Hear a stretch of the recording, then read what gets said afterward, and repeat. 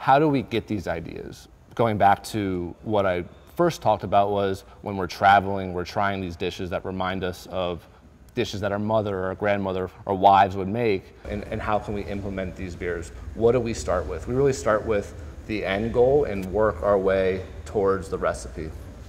So a perfect example would be, we did a collab with Troon called Brunchies, and that beer is a beer with blueberry, lemon, vanilla, lactose, maple syrup, coffee, and cacao nibs. And that beer specifically, we can point to a time eating brunch at a spot in Brooklyn, New York called Tom's. And we ordered a smorgasbord of dishes, but one of them was a lemon blueberry ricotta pancake. And it really spoke to us because growing up, Kai and I both on Saturday or Sunday mornings would have waffles and pancakes, and our mothers would throw chocolate chips or some fruit within the pancake, and we thought it would be fun to make a beer that resembles this breakfast that we were having, but also resembles our weekends, watching cartoons and eating pancakes. So taking that culinary experience, how did we implement it? So you break down the flavors, break down the ingredients, and figure out how to add those ingredients to the beer. So in this case, fruit were blueberries and lemon. What does the blueberries and lemon contribute to the beer? Unfermented blueberries have a balance of sweetness and acidity. How can we capture that? Lemon is predominantly acidic. Citric acid and lactic acid are the majority of acid component within that fruit. So how can we add that component to the beer? Then we have the sweet element of the pancake with the maple syrup and the chocolate. How can we implement that into the final product? Our initial thought was brewing the beer or using maple syrup to increase the gravity of the beer by adding it to the boil kettle. We use a variety of cacao nibs in our final product, but it's how do you implement the cacao nibs into the product? What we do is, or what in this case what we did, is we toast the cacao nibs to really express the oils of the raw cacao bean to get that milk, dark chocolate essence of a chocolate chip. And then lastly, it was breakfast. We were tired from being out late the night before.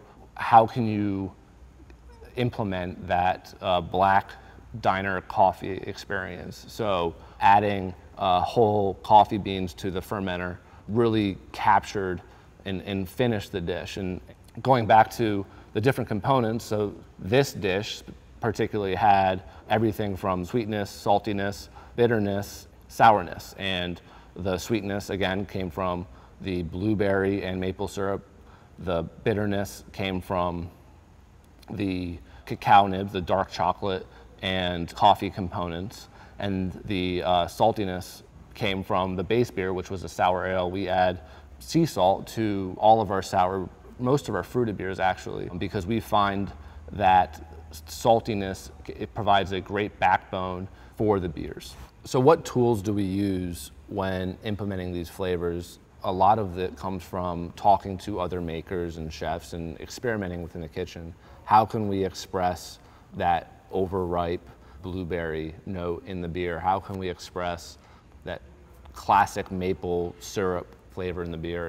And really what comes down to is timing of ingredients. What we find is, depending on when you add the ingredient to the beer, really establishes when that flavor or how long that flavor will stick around.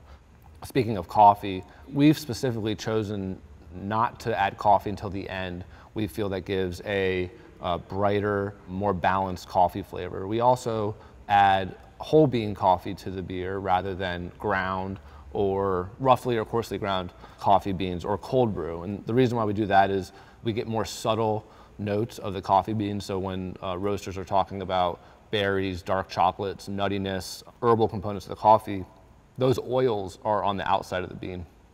So we find that freshly roasted whole beans allow us to extract those flavors better, and it minimizes the astringencies that you may find from grinding the beans up. When I say at the end of production, I mean in the bright tanks. We add approximately about 1 pound per barrel in sanitized bags into the bright and remove those beans when we feel we've achieved the ideal flavor for that specific beer. Every beer is different, every bean's different, so me telling you 1 to 3 days wouldn't be doing it justice, it really comes down to flavor.